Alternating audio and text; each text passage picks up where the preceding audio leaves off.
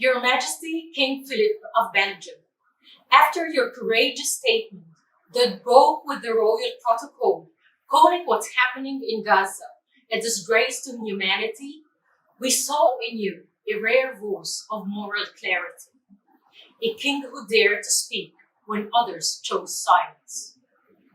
Your Majesty, King Felipe VI of Spain, you have shown consistent compassion to Gaza since the beginning of this war. Your government has taken brave and honorable steps, including the recognition of the State of Palestine and support for the genocide case before the International Court of Justice. Each of you now represent not only the crown of a nation, you represent a world that's running out of time and running out of excuses. We now appeal to you, as men of dignity, justice, and history, to lead a call to all nations that have stood with justice: Ireland, South Africa, Brazil, Colombia, Bolivia, Venezuela, and each and every country that condemned this atrocity. Let each ship carry official representatives from every participating nation. Let it be accompanied by military forces to protect the aid and those delivering it. This way, if one ship is attacked, it will not be an attack on one country, but on an alliance of nations standing together for life, for law, for humanity. Israel cannot go to war with the world.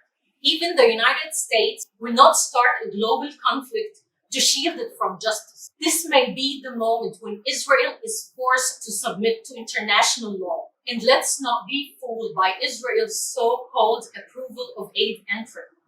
It's nothing more than a media performance, a public relations show for the cameras. In reality, Israel continues to starve children in Gaza. They bomb the trucks. They block the crossings. They steal the aid through their gangs. And then they blame Egypt for the crisis that they created. And as for the so-called airdrops and limited aid landings, they are symbolic gestures meant to silence the word, not to save lives. I'm Handala, an Egyptian citizen. I was raised to believe that the Palestinian cause is part of who we are. But today, Egypt is under immense pressure. Israel is waving countless schemes against Egypt. It seeks to force Palestinians into Sinai, to empty Gaza, to bury the Palestinian cause forever. And we all know its ambitions to expand to the Nile, to build the greater Israel on the ruins of our nations. We are being tied down politically while Israel commits its crimes and tries to make us complicit. But you, your majesties, you could change the world.